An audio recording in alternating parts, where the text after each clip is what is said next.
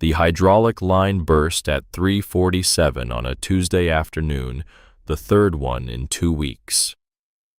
Margaret Wilson watched $500 worth of fluid spray across Missouri clay and wondered if this was what failure looked like when it arrived in real time. She stood 30 feet from the Caterpillar excavator she'd bought 6 months earlier for $400,000. The machine sat silent now, its massive arm hanging limp like a boxer who'd taken one punch too many. Around her, the construction crew maintained the pretense of working measuring stakes that didn't need measuring, reviewing blueprints they'd already memorized, doing anything except acknowledging that their boss had just run out of options. The oak stump sat exactly where it had been sitting for 300 years, 8 feet across at the base, roots spreading 40 feet in every direction, thick as telephone poles near the center, branching into thousands of smaller roots that gripped the earth with the patience of something that had survived 3 centuries of Missouri weather and wasn't impressed by modern machinery. Margaret's phone buzzed. The bank manager. She let it go to voicemail, couldn't bear another conversation about timelines and restructuring and whether she truly understood the consequences of default. She understood perfectly. Bankruptcy meant Thomas Brennan would hear about it within hours, would show up with that sympathetic smile and an offer to buy Deer Creek Estates for pennies on the dollar, would finish what she'd started and prove to everyone that she'd never been capable of running a construction company without him. The divorce had been finalized in 1992, 14 years of marriage dissolved by lawyers who divided assets with the cold precision of surgeons removing a tumor. Thomas kept the commercial contracts, the established client list, the steady income that came from building office parks and warehouses. Margaret got the residential division some equipment and a debt load that would have crushed someone with less determination or more common sense. 2 years of clawing her way back. Taking risks Thomas would never take. Bidding on projects that scared other contractors. And this Deer Creek Estates. 50 luxury homes on 5-acre lots. A gated community with its own lake tennis courts, a clubhouse designed by an architect from St. Louis. The kind of development that would make Margaret Wilson a name people remembered, instead of just Thomas Brennan's ex-wife who tried. $2.3 million in bank loans secured against everything she owned.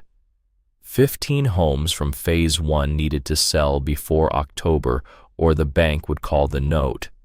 15 homes at $500,000 each meant $7.5 million in revenue, enough to pay down debt fund Phase 2, and prove that expensive equipment and raw determination could solve any problem if you just pushed hard enough. Except the stump wouldn't move. Boss. Michael Garrett materialized at her elbow, 55 years old, with a weathered face and eyes that had seen too many projects go sideways. We need to talk. Not now, Michael. My son lost his job last month. Manufacturing plant closed. I told him this project would run through October, promised I'd have work for him in Phase 2. Margaret closed her eyes. Michael's son had a wife, 2 kids, a mortgage in a town where good jobs were scarce and getting scarcer. If Deer Creek failed, the ripple effects would touch families throughout Callaway County. It won't fail, Margaret said, trying to make herself believe it. Then we need a miracle. That stump's not moving with conventional equipment. She'd already tried conventional.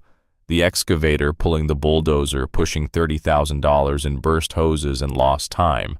She'd gotten a quote for manual removal, 40 men with chainsaws and shovels, 3 weeks of work, $250,000, with no guarantee they could actually move the center mass that went down 15 feet into Missouri clay. Her phone buzzed again, this time a text from Thomas. Heard about your stump problem. My crew could handle that. Just say the word. Margaret deleted the message without responding. her hands shaking with rage that had nowhere productive to go.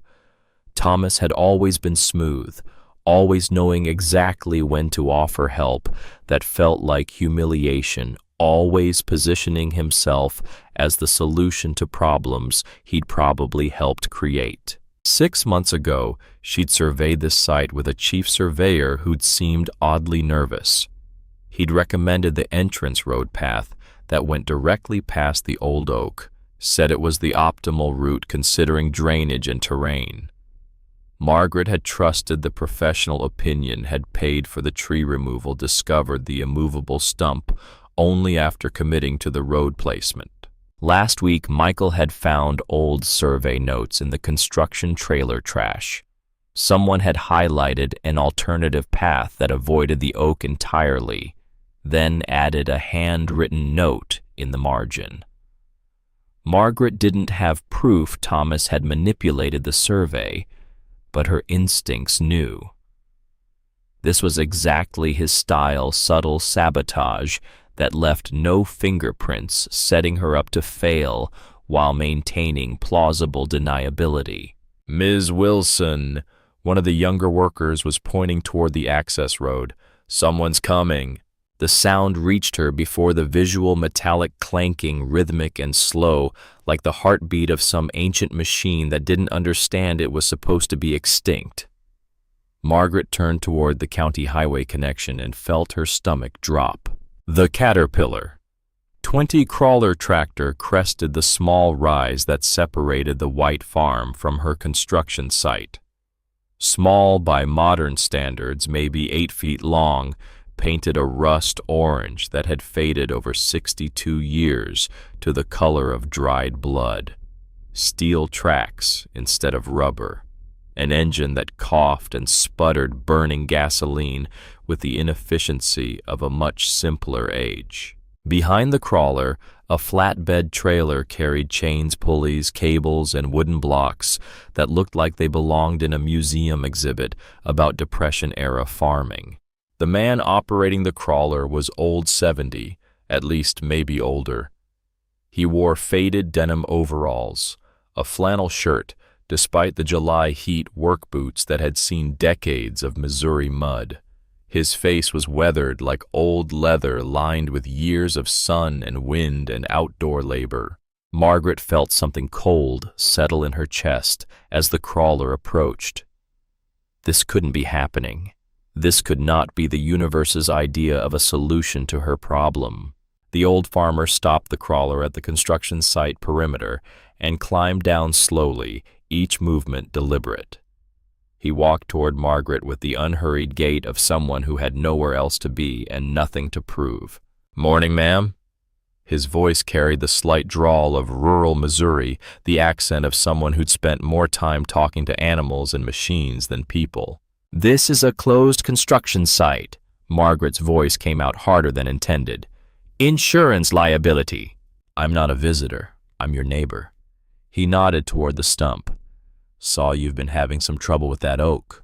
We've got it handled." The old farmer looked at the stump, then at her excavator with its limp hydraulic arm and the puddle of fluid spreading across the clay, then back at Margaret. His expression didn't change, didn't show judgment or amusement, just a kind of careful assessment.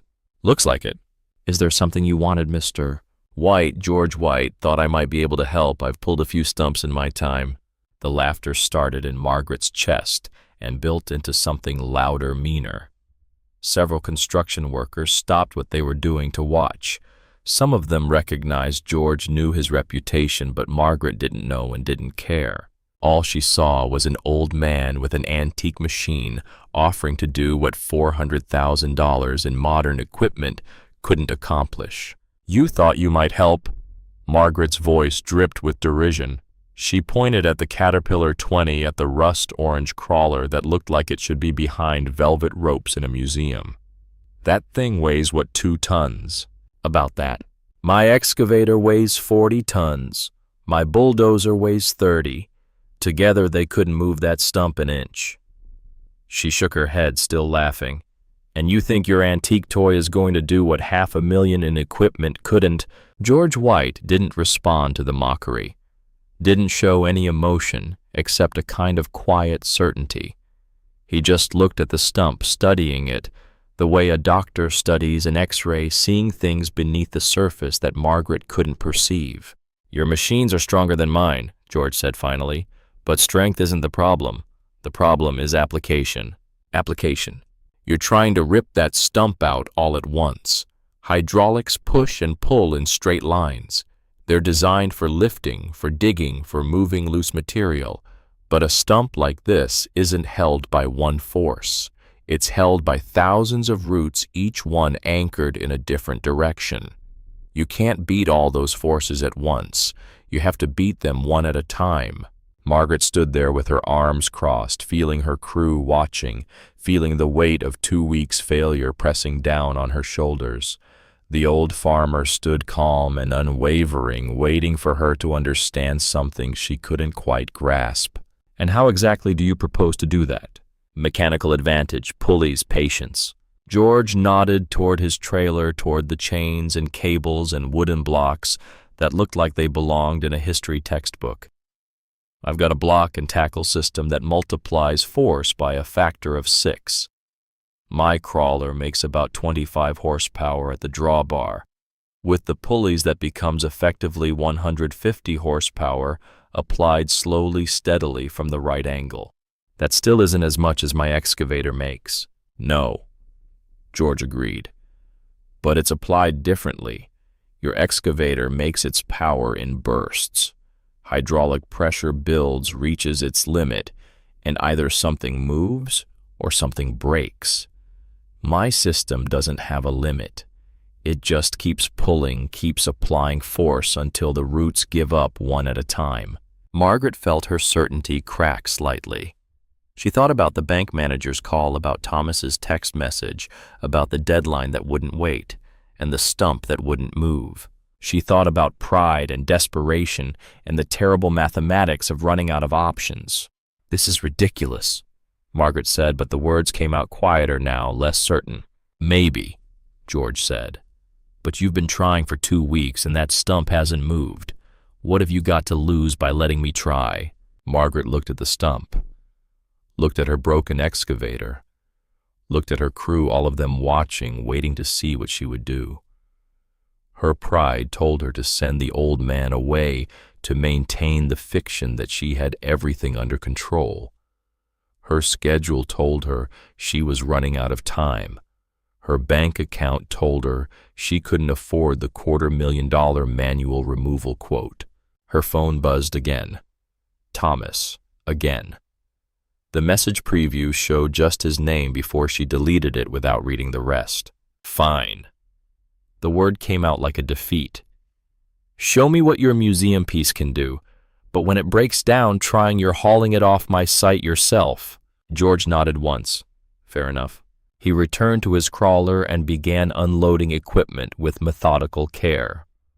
Margaret walked back to her white Cadillac Eldorado, climbed into the leather seats, closed the door against the heat and the humidity and the watching eyes of her crew.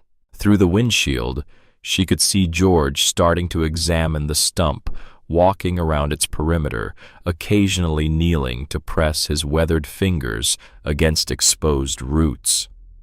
The old crawler sat there coughing and sputtering, waiting. Margaret pulled out her phone, thought about calling her daughter Sandra.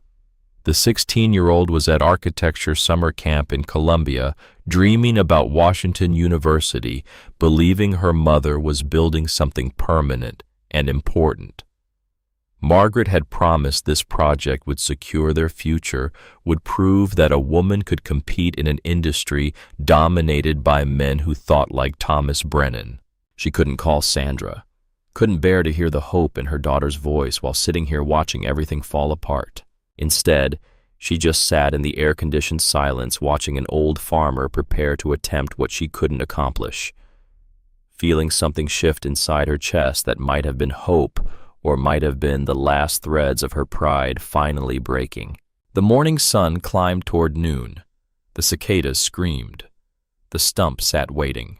And somewhere in central Missouri on a construction site where modern equipment had failed and an old farmer had arrived with chains and pulleys and 62 years of hard-won wisdom, the future was about to change in ways Margaret Wilson couldn't begin to imagine. George White spent the better part of an hour studying the stump like a surgeon reviewing X-rays before a complex operation. He walked the perimeter 3 times occasionally, kneeling despite what had to be painful joints, pressing thick fingers against exposed roots to test diameter and density. Sometimes he'd push a steel rod into the clay-probing depths that told him stories Margaret couldn't read. The construction crew had abandoned any pretense of working. They stood in a loose semicircle, some leaning on shovels, others sitting on equipment, all watching the old farmer with expressions ranging from skepticism to curiosity to something that might have been respect from the older workers who remembered when men like George White were the backbone of Missouri farming. Margaret sat in her Cadillac, pretending to review paperwork, pretending to check emails, pretending to do anything except admit she was watching George work with an attention she usually reserved for contract negotiations and bank statements. Every few minutes she'd glance up, see him moving slowly around the stump, and feel something uncomfortable building in her chest, a mixture of desperate hope and the terrible possibility that she'd been completely wrong about how the world worked. Her phone buzzed. Sandra. Margaret's finger hovered over the decline button, then guilt won out. "Hey, sweetie." "Mom.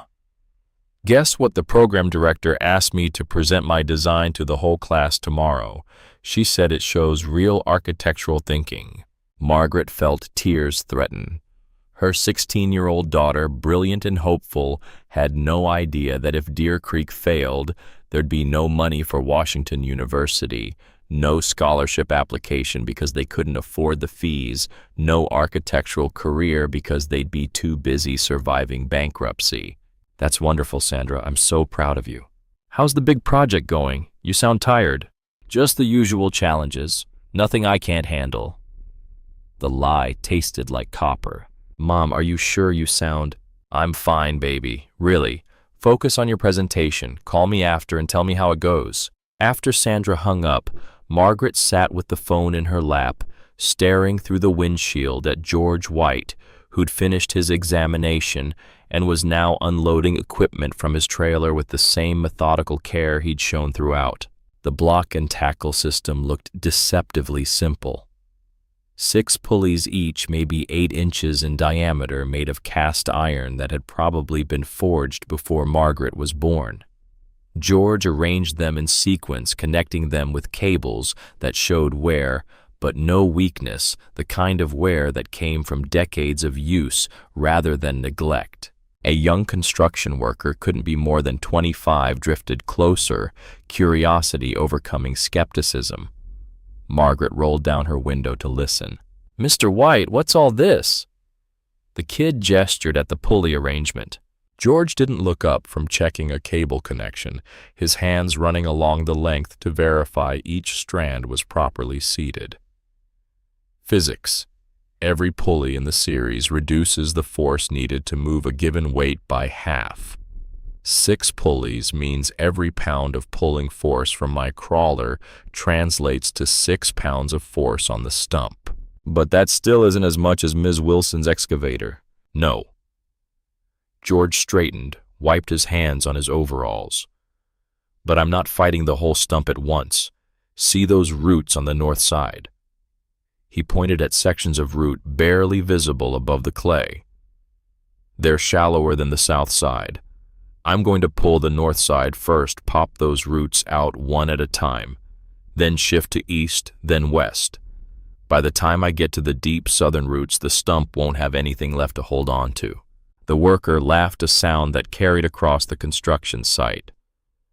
Ms. Wilson's been at this 2 weeks with machines that cost more than my house. Ms. Wilson's been fighting the whole stump at once. I'm going to take it apart piece by piece. George returned to his work, the conversation apparently finished from his perspective. Margaret climbed out of the Cadillac. The heat hit her like a physical wall after the air conditioning humidity pressing against her skin, making her designer blouse stick to her back. She walked closer to the work area, arms still crossed, face still trying to maintain professional skepticism, even as her mind raced through the implications of what George had just explained. Michael Garrett materialized beside her, quiet as always. "Boss, is this actually going to work?" "I don't know," Margaret admitted. The honesty felt strange. "He knows what he's doing. My father farmed with George's father back in the 50s. Edward White could do things with equipment that made no sense until you saw the results. Your father was a farmer. Until I was 18. Then I got tired of being poor and went into construction." Michael's voice carried old regret. "Spent 40 years thinking I'd made the smart choice. Now I'm not so sure." They stood together as George finished setting up his first anchor point, a steel stake driven into the ground 30 feet from the stump, angled to pull from a direction that would stress the northern roots.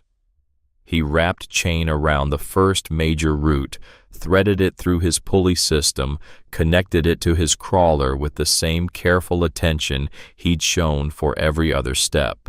Margaret found herself pulling out her notebook, the leather-bound planner she used for tracking costs and timelines, and started sketching the pulley arrangement.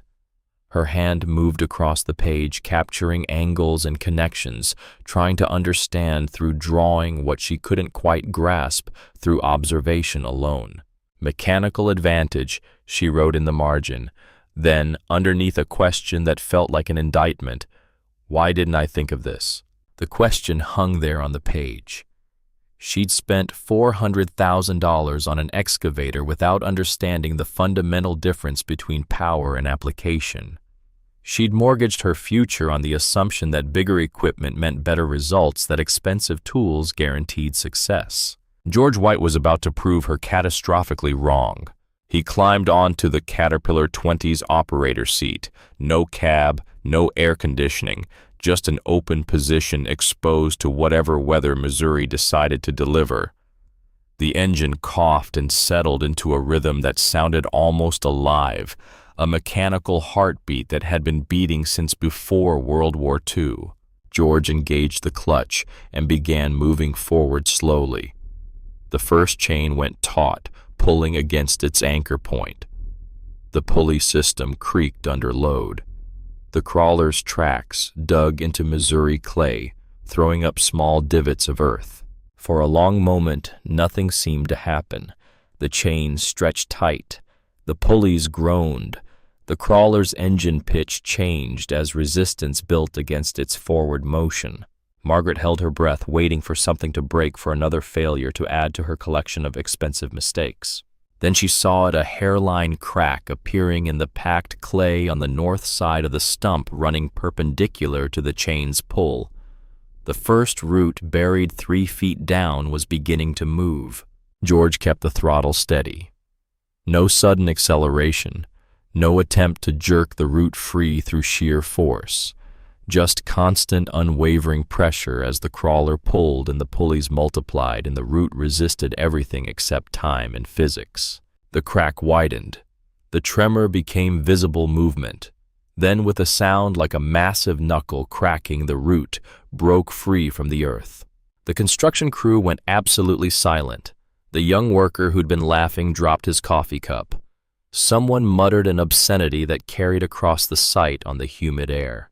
Margaret felt her breath catch. One root. Just one. But after 2 weeks of absolute failure, watching that single root surrender felt like witnessing something impossible. George didn't celebrate, didn't acknowledge the success, didn't even pause to appreciate what he'd accomplished.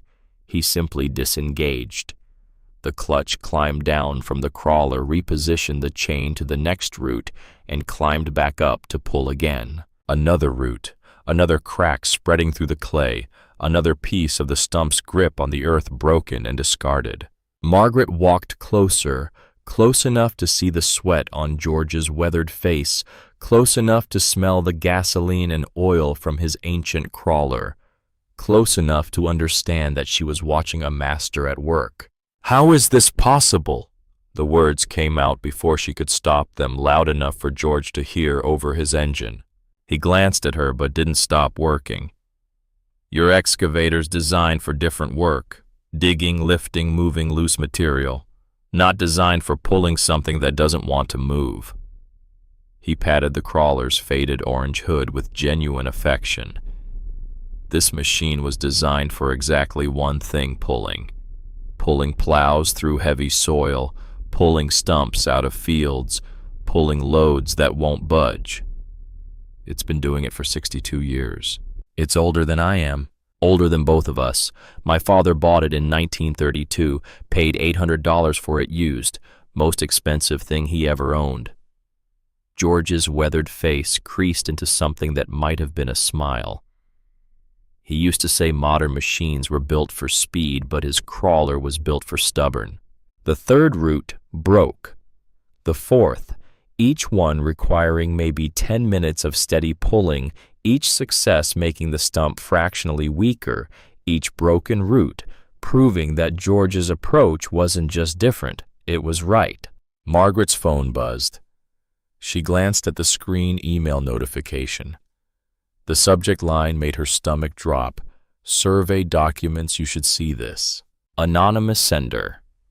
Attached file labeled Dear_Creek_Survey_1993.pdf. She opened it with shaking hands. The document showed the original surveyor's recommendation, an entrance road path that curved east, avoiding the old oak entirely.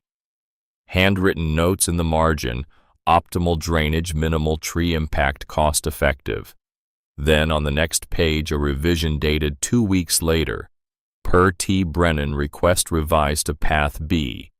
Client insists on western approach. Thomas.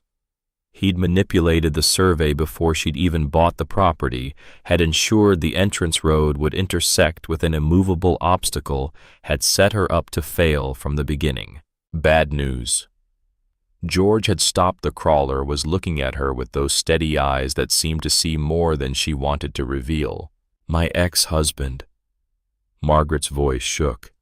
"He sabotaged this project, made sure the road would hit this tree, set me up to fail." George studied her for a moment. "Then the best revenge is proving him wrong. Keep watching." He turned back to his work, repositioned the chain for the fifth route, and continued the methodical process of dismantling 300 years of growth, one deliberate pull at a time. 2 farmers arrived around noon, old men in work clothes who looked like they'd known George their entire lives. They stood at a respectful distance, arms crossed in identical poses, watching the crawler work. Margaret drifted close enough to overhear their conversation. "That's Edward White's boy," one said to his companion. "Edward could pull stumps nobody else could touch. Remember when he lost half the farm in 35? The second farmer nodded slowly. Depression hit hard, but Edward made it worse on himself, too proud to rotate crops like neighbors suggested. Planted corn 3 years running, wore the soil out. When the drought came, he had nothing left. Bank took half his land. Crushed him, but the boy learned from it. George learned you can't outmuscle nature, got to outthink it. Margaret felt the words land in her chest like physical blows. Edward White had lost his farm the same way she was about to lose Deer Creek, through pride and stubbornness and the belief that determination could substitute for wisdom. George had watched his father suffer and learned humility, was now trying to teach her the same lesson. One of the farmers noticed Margaret listening. "You're lucky George decided to help. He doesn't help just anybody." "Why did he help me?" The question came out before she could stop it. "George believes if you can do something, you should. Doesn't matter if the person deserves it." The farmer spit tobacco juice into the dirt. His daddy taught him that during the Depression. Edward would pull stumps for farmers who couldn't pay, would help neighbors who'd never helped him because he figured that's what you do when you've got the ability and someone else has got the need. The farmer studied Margaret with eyes that had seen 70 years of Missouri seasons. George is the same way. Saw you struggling with that oak, figured he could solve it, so he did. Simple as that. Margaret felt something twist inside her chest. She'd laughed at George, called his equipment junk, told him to leave her construction site. He'd absorbed the insults without reaction, and helped anyway because his father had taught him that helping wasn't contingent on being treated well. By mid-afternoon, George had worked his way around the stump's perimeter. 15 roots broken, each one requiring careful repositioning and steady application of force. The construction crew had abandoned all pretense of working elsewhere. They stood in a loose semicircle watching history unfold, modern technology, humbled by Depression-era ingenuity and the kind of patience that couldn't be bought or rushed. Michael approached during one of George's repositioning breaks. "Boss, can I tell you something?" Margaret nodded, still watching George work, still trying to reconcile what she was seeing with everything she'd believed about construction and equipment and success. "My dad was a farmer, had an old John Deere from the 40s. When I was 16, I told him it was junk, we should get a new tractor." Michael's voice carried old regret. He said, "Son, this tractor's older than you, and it'll be working long after you're gone. New isn't always better." "What's your point?" I didn't understand then. Thought he was just being cheap. But he was right. That tractor outlived him, still running on my brother's farm today. Michael paused, watching George wrap chain around a particularly thick root. "Sometimes the old ways work because they've had 60 years to prove themselves." Margaret felt the words settle into her bones. She thought about her Caterpillar excavator sitting useless with its blown hydraulic lines, thought about the maintenance contracts and specialized parts and digital systems that required certified technicians to repair. George's crawler had been running since 1932.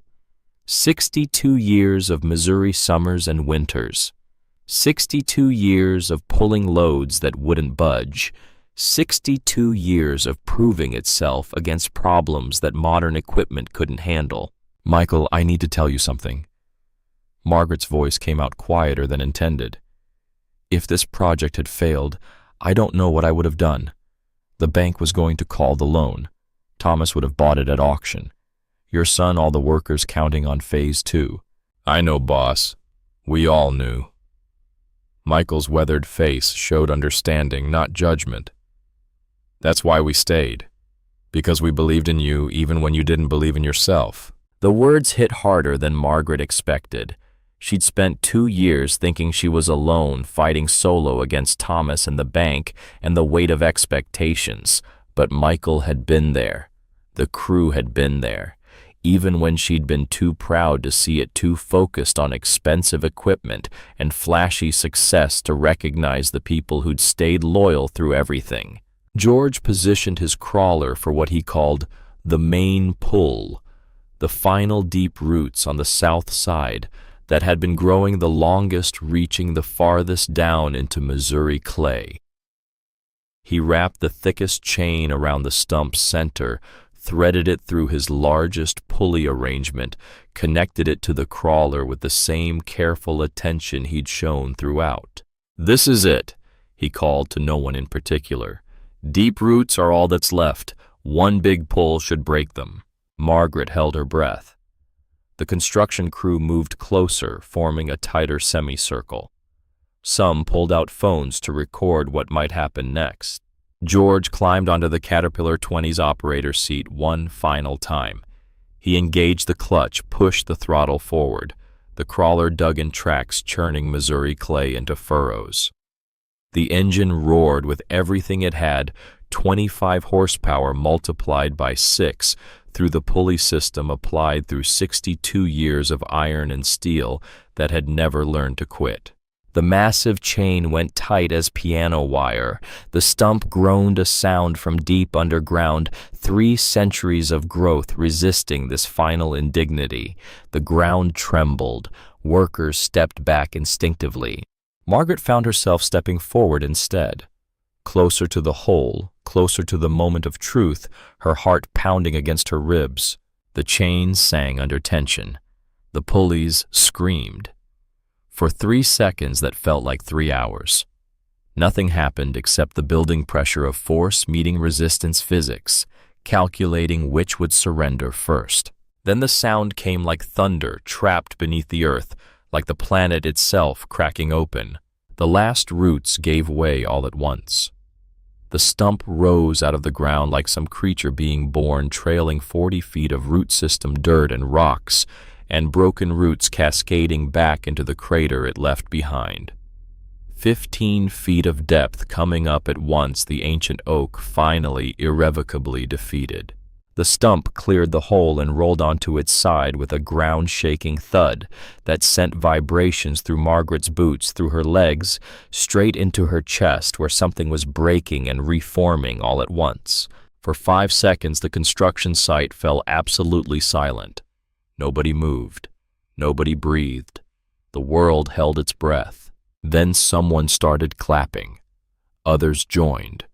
Within seconds, the crew was cheering, slapping each other's backs, pointing at the stump and the hole, and the old crawler that had done what modern technology couldn't accomplish.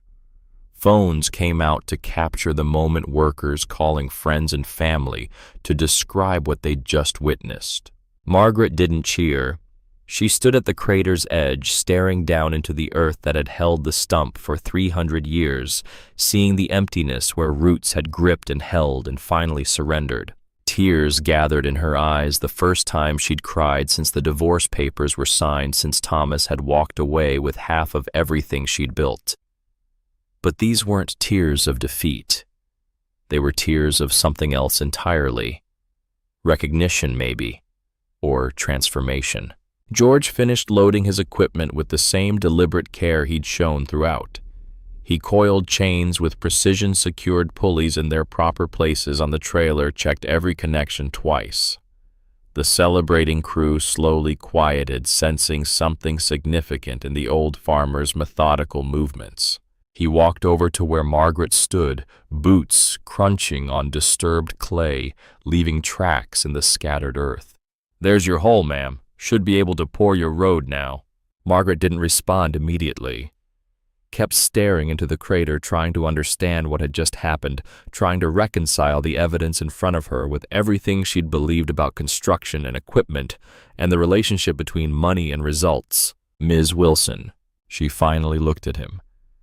The old farmer's face showed no triumph, no satisfaction, just the same measured expression he'd worn since arriving. Dirt streaked his flannel shirt, sweat darkened his collar, but his eyes were clear and calm, the eyes of someone who'd done exactly what he'd known he could do. "How?" Her voice came out barely above a whisper. "How did you do that?" "Same way my father did it, same way his father did before him. Some problems don't need more power, they need better thinking." "But my equipment, your equipment's designed for different work. Digging, lifting, moving loose material, not designed for pulling something that doesn't want to move." George patted the crawler's faded orange hood with genuine affection. "This machine was designed for exactly one thing, pulling. Been doing it since before you were born. We'll probably be doing it long after both of us are gone." Margaret felt something break inside her chest, not painfully, but like a shell cracking open to let something new emerge. Everything she'd believed about success, about competition, about proving herself through expensive equipment and raw determination, all of it shattered and reformed in the space of 4 hours, watching an old farmer work. "I owe you," she forced out past pride and shock and the terrible knowledge of how wrong she'd been. "Name your price." George shook his head. "Didn't do it for money. Then what do you want?" He thought about it for a moment, looking at the construction site, at the cleared land that would soon be luxury homes, at the entrance where the oak stump had stood guard for 3 centuries. Put up a sign at the entrance, something that tells people this land was farmed for 150 years before it became a subdivision. Something that reminds them the people who built this country weren't driving Cadillacs and wearing designer clothes. They were driving tractors and wearing overalls. That's all. That's everything, George said quietly, because forgetting where you came from is the first step to losing where you're going. Margaret felt the truth of it settle into her bones. She'd been so focused on moving forward, on proving herself, on building something bigger than Thomas could imagine, that she'd forgotten the foundations everything was built on. The farmers who'd worked this land for generations, the simple tools that had worked when nothing else would, the wisdom that came from experience rather than expense. "I can do that," she said. "But there has to be something more. This saved my business, probably saved my life." George studied her for a long moment. "Then teach what you learned. Don't just put up a sign and forget about it. Actually change how you work. Hire people who know the old ways. Keep equipment that's proven instead of just buying what's newest. Remember that expensive doesn't mean better." "I will," Margaret promised, and meant it with every fiber of her being. "Then we're even." George climbed onto the Caterpillar. 20 started the engine and engaged the clutch. The steel tracks clanked against the access road, the old motor coughing its way back toward the white farm, trailing the empty flatbed that had carried chains and pulleys and wisdom from another era. Margaret stood watching until the crawler disappeared over the rise, listening to the mechanical heartbeat fade into the humid Missouri evening, feeling the weight of transformation settling into her bones. She'd come to this construction site believing expensive equipment could solve any problem. She was leaving it understanding that wisdom accumulated over generations couldn't be purchased with credit or downloaded with ambition. Michael approached as the sound of the crawler faded completely. "Boss, what do we do now?" Margaret looked at the hole at the space where an impossible problem had been. "We pour the foundation Monday morning. We finish this project on time, and then we figure out how to build things the right way instead of just the expensive way. The crew's going to talk about this for years." "Good. Let them talk. Let everyone talk." Margaret pulled out her phone, opened her contacts, scrolled to the bank manager's number. "I'm going to make some calls, starting with telling the bank we're back on schedule. And Thomas," Margaret smiled the first genuine smile she'd felt in weeks. "Thomas can hear about it from someone else. I'm done explaining myself to him." That evening, Margaret sat in her office trailer with the door closed and the window unit struggling against Missouri humidity. The crew had gone home. The construction site lay quiet except for cicadas and the occasional truck passing on the county road. She'd called the bank manager, delivered the news with a confidence she actually felt for the first time in months. The stump was out. The project was proceeding. The timeline was intact. Then she'd opened her laptop and started drafting plans for the memorial sign George had requested. The design took shape across multiple revisions, evolving from a simple plaque into something more substantial. A monument that would force every resident and visitor to remember what this land had been before developers like her transformed it. The inscription materialized through careful wordsmithing. This land was farmed by the Harrison family from 1847 to 1994. Before these houses were built, there were crops. Before these lawns were planted, there were fields. The people who worked this ground built it with their hands, their backs, and their stubborn determination. We honor their memory. She added a second plaque beneath the first. This entrance was made possible by George White and his father's 1932 Caterpillar 20 crawler tractor, which succeeded where modern equipment failed. May we never forget that new doesn't always mean better. Margaret saved the document, emailed it to the stonemason she'd used on previous projects. marked it urgent, with instructions to have it ready within 2 weeks. The cost, $3,000 for custom granite work, felt like the best money she'd ever spend. Her phone buzzed. A text from Thomas. "Heard your stump problem got resolved. Lucky break." Margaret stared at the message for a long moment, then typed back. "Wasn't luck, was wisdom, something you wouldn't recognize." She hit send before she could second-guess herself, then blocked his number. 2 years of divorce, and she'd never been able to cut him off completely, always leaving the door open because some part of her feared she might need him someday. She didn't need him. She needed to be more like George White, steady, competent, willing to help others without expecting recognition or reward. The next morning, Margaret arrived at the site before sunrise. The hole where the stump had been sat open and ready, waiting for the concrete trucks that would arrive on Monday. She stood at the edge with her coffee, watching the sky lighten from black to purple to pink, and made a decision. When the crew arrived, she gathered them together. "I want to talk about what happened yesterday. What George White did wasn't just impressive, it was instructive. He succeeded where we failed because he understood the problem better than we did. Not because he had better equipment, because he had better thinking." The crew listened, some nodding, others looking uncertain about where this was going. "I've spent the last 2 years trying to compete with my ex-husband by buying bigger equipment, taking on flashier projects, proving I could build faster and more expensively than anyone else." Margaret took a breath. "I was wrong. That's not how you build a good company. That's how you build a fragile one." Michael smiled slightly, recognizing the transformation taking root. "Starting next week, we're going to do things differently. I want to hire some older contractors, people who remember how construction worked before everything was hydraulic and computerized. I want to buy some traditional equipment, pulleys, manual winches, the kind of tools that don't break down or need specialized parts." One of the younger workers raised his hand. "Are we getting rid of the modern stuff?" "No. We're adding to it, using the right tool for each job instead of assuming the newest tool is always the right one." Margaret looked around the circle. "I'm also setting up a training program. Pair young workers with experienced contractors. Teach you the traditional methods alongside modern techniques.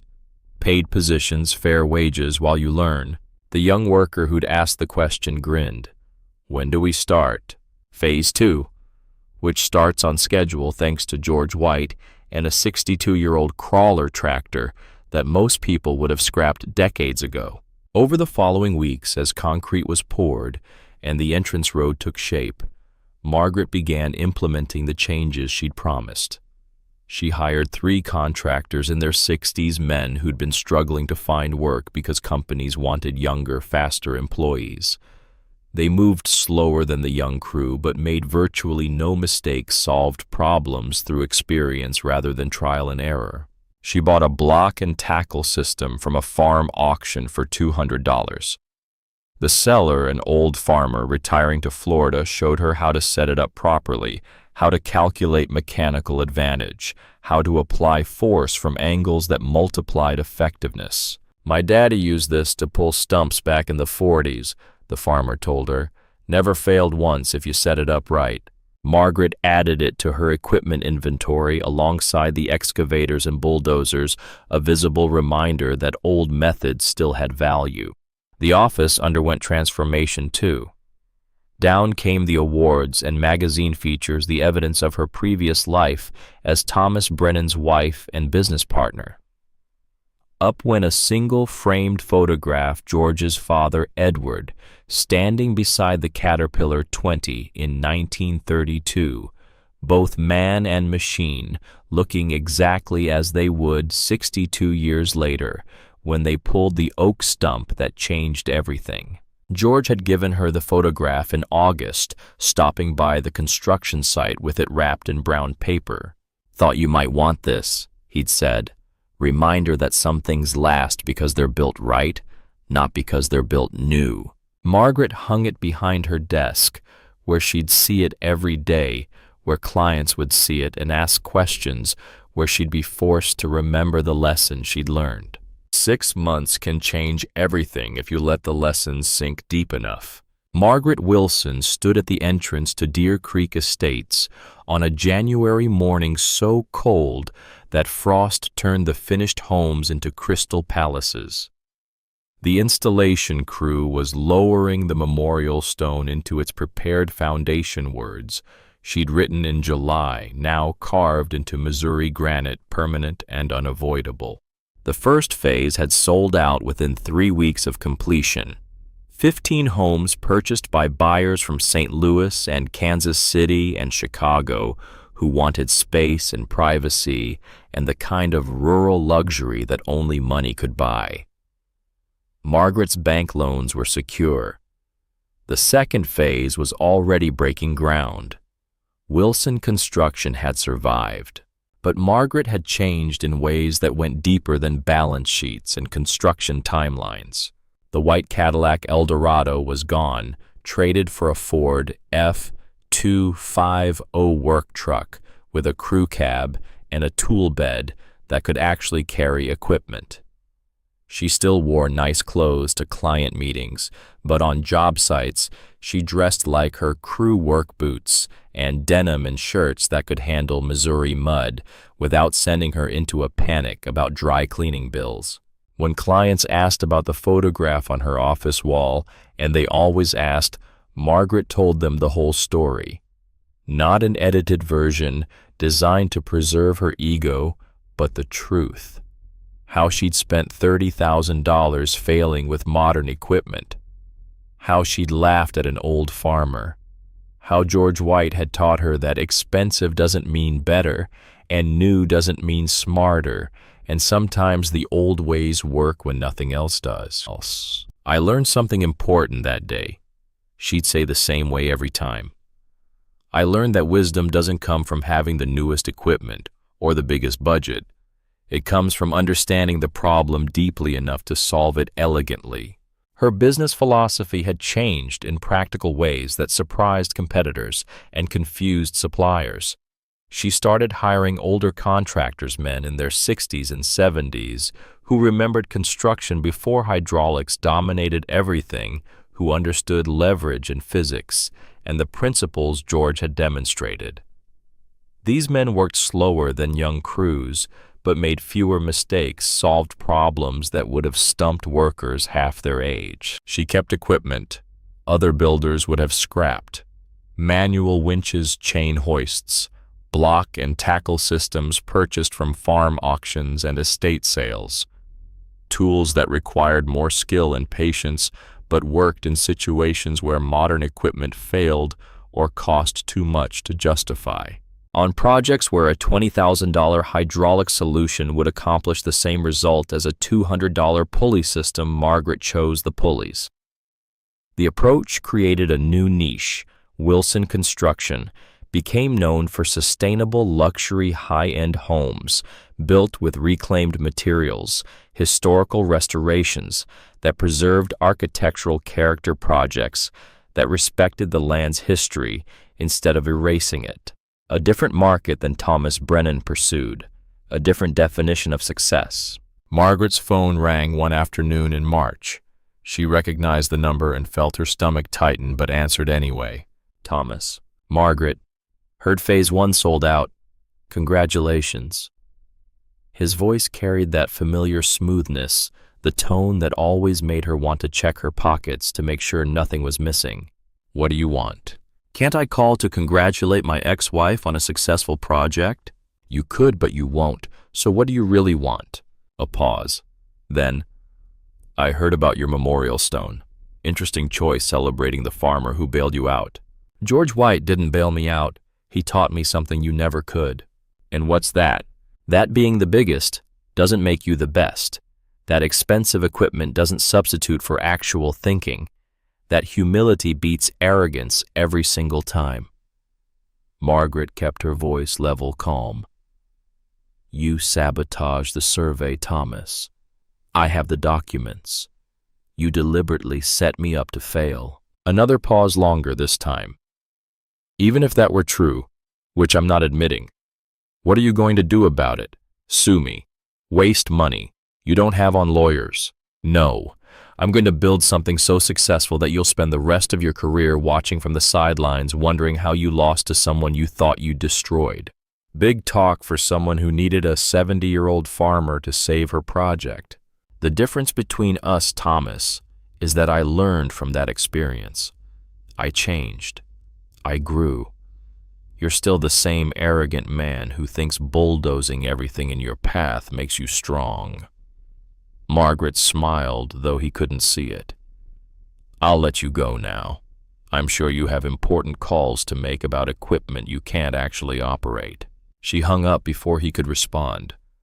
The first time in 14 years of marriage and 2 years of divorce that she'd had the last word with Thomas Brennan. The feeling was better than any construction contract she'd ever signed.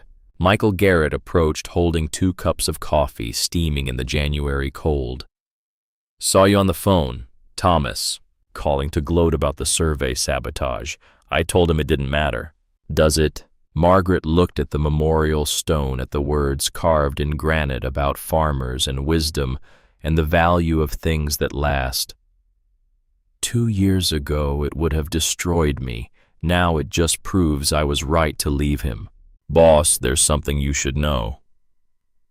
Michael's weathered face showed the kind of expression that meant news was coming, and it wasn't simple. My son starts work on Phase 2 next Monday, but he wanted me to tell you something first. What? He's been talking to other contractors' kids, young guys who can't find good work because the old guard won't hire anyone without 10 years experience, but nobody will give them the 10 years to get experience. Michael took a sip of coffee. He asked if Wilson Construction would consider a training program. Pair young workers with your older contractors. Teach them the traditional methods alongside modern techniques. Margaret felt something shift in her chest. 2 years ago, she would have said no immediately, couldn't afford the reduced productivity, couldn't risk the mistakes, couldn't spare the resources. Now she understood that some investments paid dividends that didn't show up on balance sheets. Tell him yes. We'll start with 5 trainees. Paid positions, not internships. Fair wages while they learn. Michael's face creased into something that might have been a smile. You've changed, boss. George White changed me. Now I'm paying it forward. That afternoon, Margaret drove out to the White farm. She brought Sandra, who was home for winter break from her first semester at Washington University. The scholarship had come through full ride based on an essay about watching a 71-year-old farmer teach her mother humility in a single afternoon. George met them at the barn, moving slower than he had in July, but with the same deliberate steadiness. 72 years old now, and the Missouri winter had settled into his joints, but his eyes were still sharp, still seeing things beneath the surface. Mrs. Wilson, and this must be Sandra. Mr. White.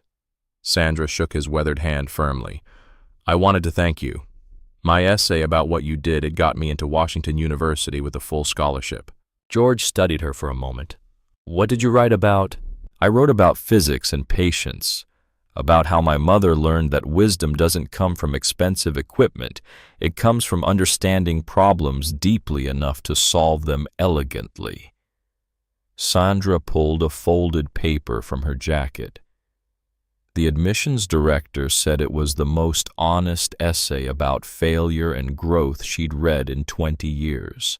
Can I read it? Sandra handed him the pages. George read slowly, lips moving slightly, work-roughened fingers careful with the paper. When he finished, his weathered face showed something that might have been pride.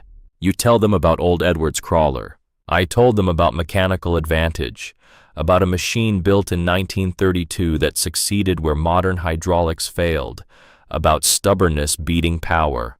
That'll serve you better than most of what they teach in fancy schools. George handed back the essay. Your mama told me you want to be an architect. Yes, sir. Design buildings that respect the land they're built on, that honor history instead of erasing it. George nodded slowly. Then you learned the right lesson. Come on, I'll show you something. He led them into the barn. The Caterpillar 20 sat in the same spot it had occupied since 1932, covered with a tarp engine started monthly to keep everything working. George pulled back the canvas, revealing rust-orange paint faded to the color of old pennies, steel tracks worn but maintained an engine that had been running for 62 years and showed no signs of stopping. Sandra walked around the crawler, running her fingers along the metal sketching details in a notebook identical to her mother's. "It's beautiful." "It's functional," George corrected gently. "Beauty's just what happens when something does its job well for long enough." Margaret watched her daughter study the machine that had changed everything.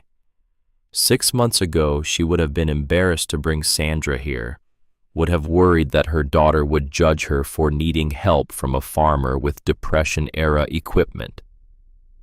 Now she wanted Sandra to understand that the most important lessons often came from the least expected teachers. "Mr. White," Margaret said, "I brought you something." She handed him an envelope. George opened it, his eyes widening at the check inside. "What's this?" $50,000. The money you refused in July plus 6 months of interest, compounded at the rate the bank charges me for loans. "Mrs. Wilson, I told you." "I know what you told me, but I also know that help has value whether the helper wants payment or not. I want this to go to whatever cause you would choose. County Historical Society Farm Preservation, anything that honors the work your father did." George studied the check, emotions playing across his weathered face. Finally, he nodded. "The County Historical Society preserves old farm equipment, teaches kids how things used to work before everything got computerized. They're always looking for funding." "Perfect.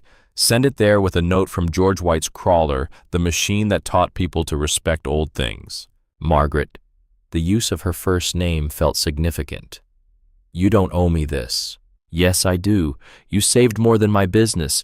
You saved me from becoming someone I would have hated, someone like Thomas." They stood in the barn's dimness, surrounded by tools and equipment that had built Missouri farms for generations, and something passed between them that went beyond creditor and debtor, beyond teacher and student. An understanding that some debts couldn't be measured in dollars but still needed to be acknowledged. The years accumulated like snowfall, quiet, steady, transformative. Margaret semi-retired at 60, content to consult while Sandra handled day-to-day operations of what had become Wilson and Daughter Construction. The company had built a reputation for projects other contractors avoided: historical restorations, sustainable developments, challenging sites that required creativity rather than brute force. They maintained the hybrid approach Margaret had developed: modern technology, where appropriate, traditional methods, where effective. The equipment shed held excavators alongside manual winch systems, computer-controlled tools, alongside block and tackle setups purchased from farm auctions. The philosophy was simple: use the right tool, not the newest tool. George White grew frailer but no less sharp, his mind clear, even as his body surrendered to age and arthritis and the accumulated wear of 70-plus years working Missouri soil. Margaret visited regularly, bringing grandchildren, telling them the story, making sure they understood that their family's success came not from avoiding failure, but from learning humility when failure arrived. In August 2006, George White died at 83. A stroke took him quickly, which everyone agreed was a mercy. The funeral was held at the Methodist Church in Fulton, the same church where he'd been baptized and married and had attended every Sunday for 8 decades. Over 200 people came: farmers and contractors, neighbors and strangers who'd driven out to see the crawler people whose lives George had touched in ways large and small. Margaret flew back from Arizona, where she'd been visiting one of Sandra's satellite offices. She sat in the front row with the White family, Robert on one side, his daughter Catherine on the other, both of them sharing the same weathered features, the same quiet competence that had defined George. The casket was simple pine, exactly what George would have wanted. No expensive hardwood, no brass fittings, just honest construction that would do its job without pretense. When the pastor called for remembrances, Margaret walked to the pulpit. Her hands shook slightly as she gripped the wooden edges, looking out at the crowded church, at faces weathered by outdoor work and indoor grief. George White taught me that wisdom doesn't come from degrees or bank accounts. It comes from experience, humility, and a willingness to help others, even when they don't deserve it. Her voice carried across the silent congregation. How many people do we dismiss because they don't look successful by our standards? She paused, letting the question settle. I met George on the worst day of my professional life. I'd spent 2 weeks and $30,000 failing to remove a tree stump. My equipment was broken. My business was failing. My pride was shattered. And this 71-year-old farmer showed up with a tractor from 1932 and offered to help. Several people in the congregation nodded, recognizing the story, having heard versions of it over the years. I laughed at him. In front of my entire crew, I laughed and called his machine junk. I told him to leave my construction site. Margaret felt tears gathering. He helped me anyway. Not because I deserved it, not because I'd earned it, but because his father, Edward, had taught him that if you can help someone, you should. The quality of their gratitude doesn't matter. The fairness of the situation doesn't matter. If you have the ability and someone else has the need, you help. She described the 4 hours of steady work, the chains and pulleys and physics, the moment the ancient oak surrendered to wisdom and determination. The congregation listened in absolute silence, many hearing details they'd never known despite the story's local fame. When it was done, when he'd saved my business and possibly my entire future, he refused payment. The only thing he asked for was a memorial sign reminding people that farmers built this country with their hands and their stubbornness. Margaret's voice cracked slightly. That sign still stands at Deer Creek Estates. Every person who enters sees it. Every resident is reminded that luxury homes sit on land farmers worked for generations. And every time I drive past, I remember the lesson George taught me, that being wrong doesn't make you weak. Being too proud to admit it does. She stepped down from the pulpit and returned to her seat. Robert White squeezed her hand, his own eyes wet with unshed tears that spoke of loss and love and the weight of carrying forward a legacy he hadn't asked for but couldn't refuse. At the reception afterward, held in the church basement with coffee and casseroles and the kind of plain food George had preferred, Robert found Margaret standing alone near the dessert table, staring at a photograph of his father as a young man. "I have something for you." She pulled an envelope from her purse, handed it to him. Robert opened it, his eyes widening at the check inside. "This is $50,000. The money your father refused in 1994 plus 12 years of interest compounded annually. I want it to go to whatever cause he would have chosen. Dad always supported the County Historical Society. They preserve old farm equipment, teach kids how things used to be done before everything was computerized." "Perfect. Send it there." Margaret's voice was steady despite the emotion. From George White's crawler, the machine that taught people to respect old things. Robert folded the check carefully, tucked it into his shirt pocket over his heart. "Margaret, there's something you should know. The crawler still runs. I start it every month just like Dad did, keep it maintained, ready to work." "Why?" Robert smiled, the expression carrying echoes of his father's measured wisdom. "Because someday someone's going to need it. Someone's going to have a problem modern equipment can't solve, and when that happens, Edward's crawler will be ready." Margaret felt something catch in her throat. The idea that George's legacy would continue, that the lesson would remain available for the next person who needed to learn it, felt profoundly right. Robert, when that day comes when someone needs help, they can't buy with money or solve with expensive equipment, you call me. I want to be there to see it. I will, Robert promised, and Margaret knew he meant it. 9 years later, on a spring morning in 2015, when Bradford pears bloomed white along Missouri highways, Sandra Wilson stood on a construction site outside Fulton and stared at a century-old elm stump that wouldn't move. She was 37 now, running Wilson and Daughter Construction with the confidence that came from a decade of successful projects and her mother's hard-won wisdom.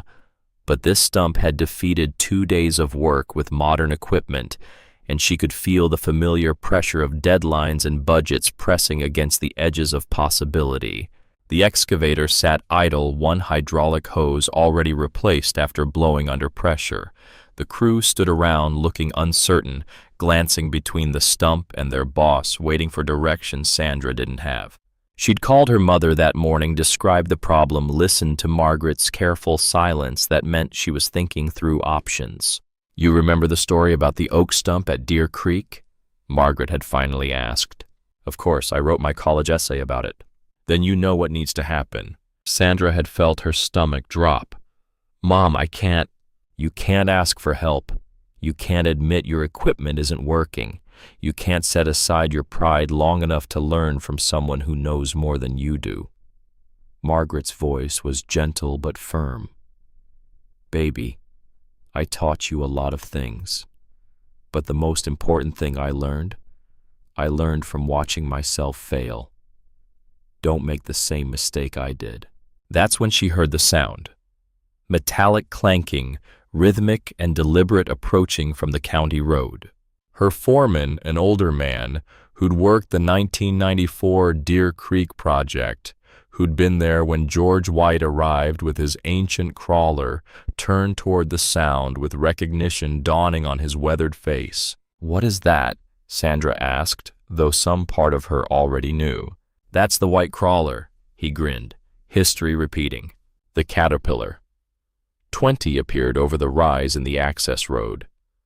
Rust-orange paint faded to the color of old pennies, steel tracks making the earth tremble with each rotation. Robert White sat in the operator's seat now, in his 50s, guiding the machine with the casual competence of someone who'd grown up around it, who'd learned its rhythms and capabilities the same way George had learned from Edward. Behind the crawler, the same flatbed trailer loaded with the same chains and pulleys and wooden blocks his father had used 21 years earlier. The equipment showed wear but no weakness, the patina of tools that had been working since the Depression and saw no reason to stop. Sandra watched the crawler approach with confusion, shifting toward understanding. This was the machine from her mother's story, the legendary tractor that had humbled Margaret Wilson's pride and taught her the lessons Sandra had written about in her college essay, the lessons she'd intellectually understood but never viscerally experienced. Until now. Robert stopped the crawler at the construction site perimeter and climbed down slowly. He walked toward Sandra with the unhurried white family gait, the same steady deliberation his father had shown his grandfather before him. "You must be Margaret's daughter. You look just like her." "Do I know you?" "No, but your mother knew my father. They had an encounter with a stump about 20 years ago."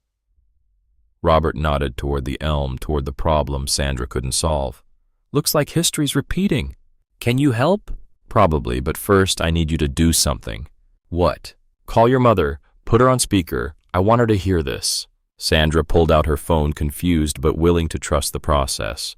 She dialed switch to speaker as it rang, her hands trembling slightly with a mixture of frustration and anticipation. Margaret answered on the second ring. "Sandra, what's wrong?" "I have a guy here named Robert White. Says you know him." A long pause filled with the sound of Margaret's breath catching recognition blooming. Then her voice came back, transformed from concern to something warm and knowing and deeply satisfied. "Robert, is that your father's crawler I hear running?" "It is Mrs. Wilson. And let me guess, my daughter has a stump she can't move. She does.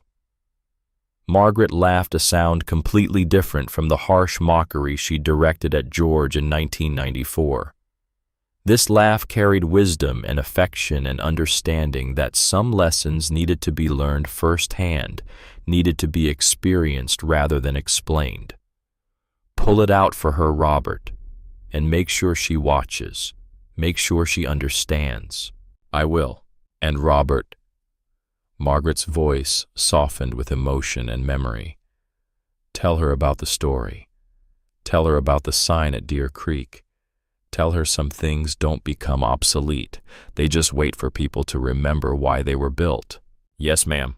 Sandra ended the call looking at Robert with new appreciation and the dawning understanding that her mother had orchestrated this moment, had known it needed to happen this way, had trusted her daughter to learn the lesson through experience rather than lecture. My mother never told me this story in detail, Sandra said, though that wasn't quite true.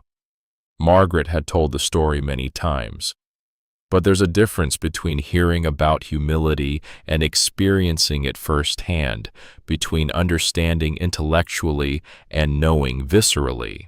She probably wanted you to learn it yourself, same way she did. Robert returned to his crawler, began unloading equipment with the same methodical care his father had demonstrated, the same attention to detail that had been passed down through 3 generations of white men who understood that rushing led to mistakes and mistakes led to failure. The process unfolded exactly as it had in 1994.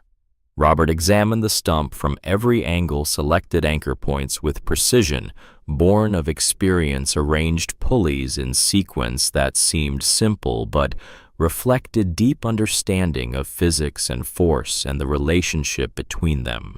The construction crew watched with the same mixture of skepticism and curiosity their predecessors had shown. Some of them were young enough to have heard the Deer Creek story as legend, to have doubted whether it was really true or just another tall tale contractors told to make themselves feel better about their limitations. Sandra stood at the edge of the work area with her notebook, sketching the pulley system exactly as her mother had done 21 years earlier, calculating mechanical advantage. Seeing principles she'd learned in engineering classes at Washington University applied with elegant simplicity by a farmer who'd probably never set foot in a university classroom.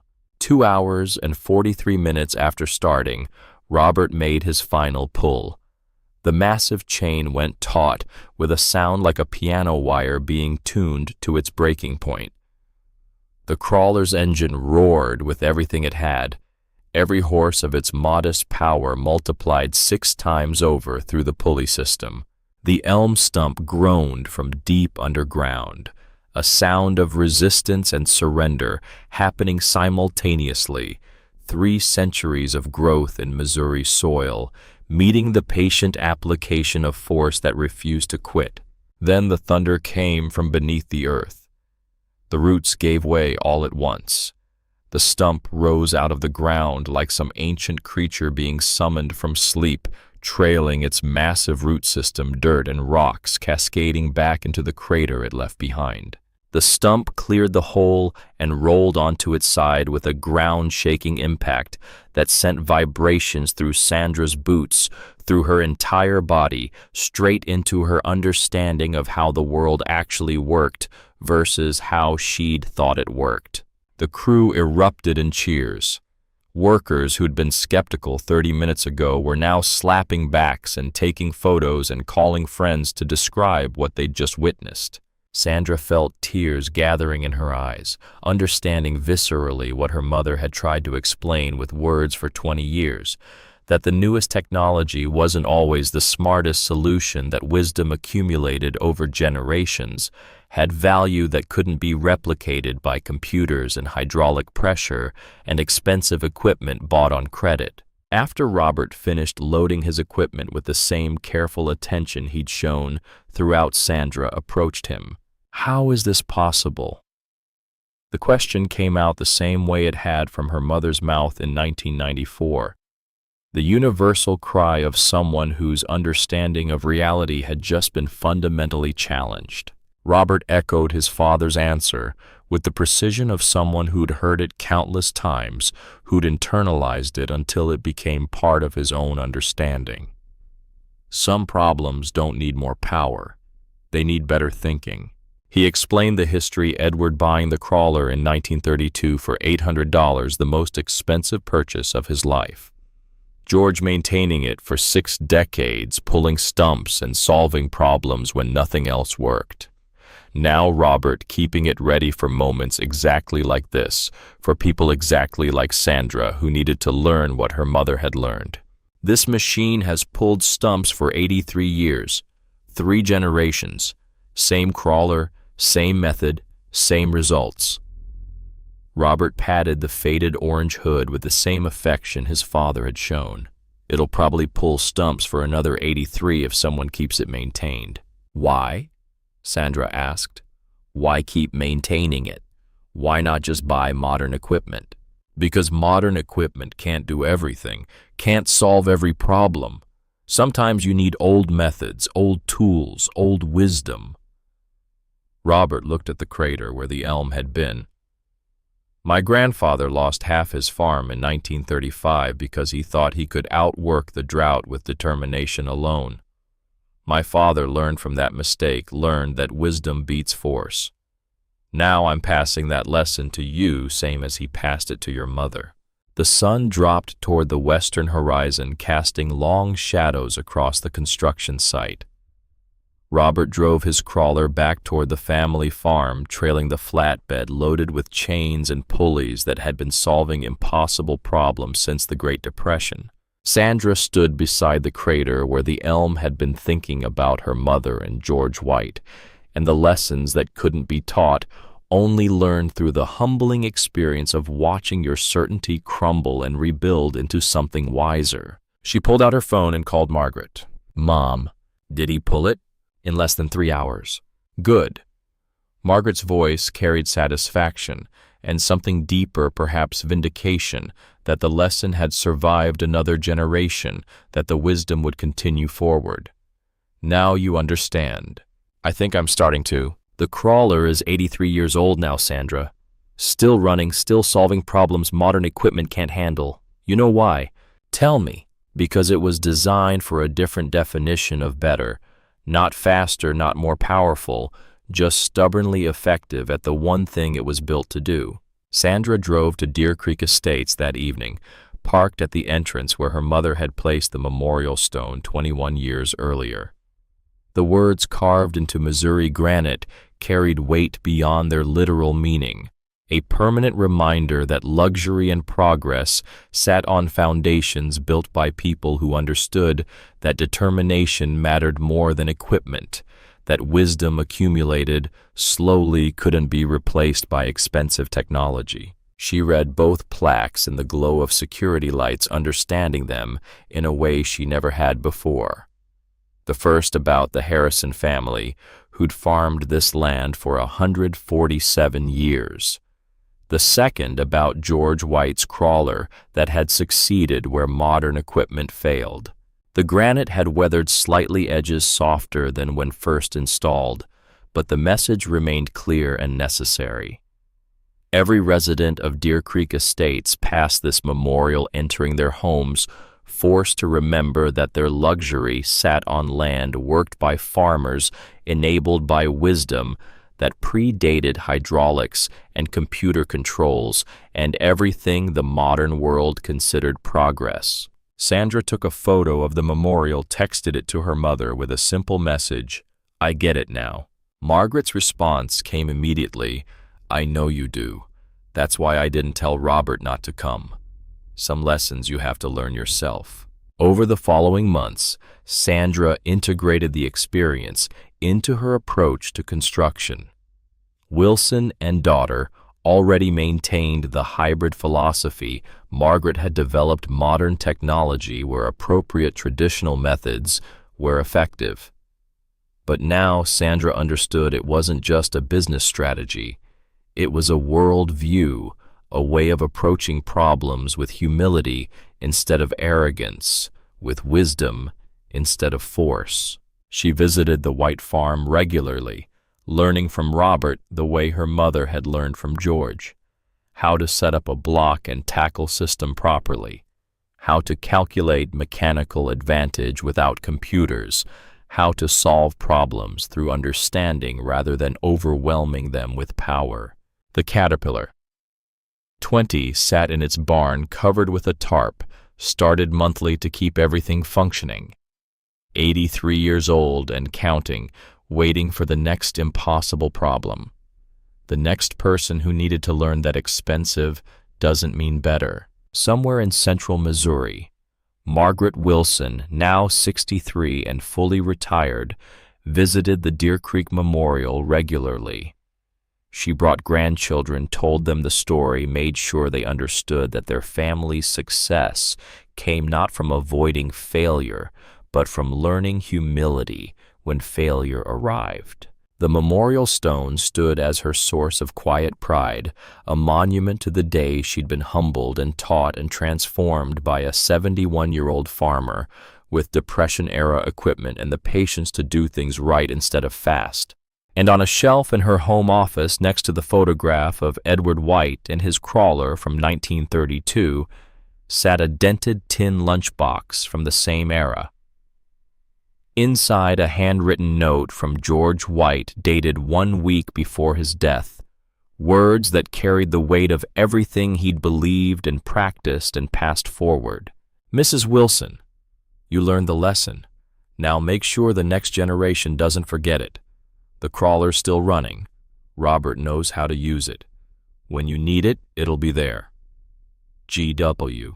Some promises last longer than the people who make them. Some machines outlive their operators by generations. Some lessons pass through families like heirlooms, changing hands but never changing truth. The caterpillar. 20-crawler tractor built in 1932 for the singular purpose of pulling loads that wouldn't move through any other means, continued its work into the 21st century. Not because it was better than modern equipment at everything.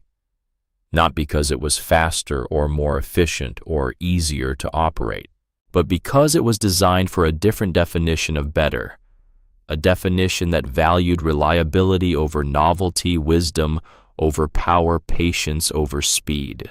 Edward White bought it in 1932 and used it until arthritis forced him to pass it to his son. George White maintained it for 6 decades, pulling stumps and teaching lessons until a stroke took him at 83. Robert White started it monthly, kept it ready, passed the knowledge to his daughter Catherine, who learned to operate it on her 16th birthday the same way her father and grandfather had. 4 generations connected not by blood alone but by understanding, by the recognition that some things don't become obsolete. They just wait patiently for the next person who needs to learn that leverage beats force, that thinking beats strength, that the old ways work when nothing else does, every single time. In the White family barn beneath a tarp that protected it from dust and weather, the crawler waited. Engine oil changed monthly, fuel system flushed twice a year, tracks greased and maintained with the same care Edward had shown in 1932. Rust orange paint faded to the color of old pennies.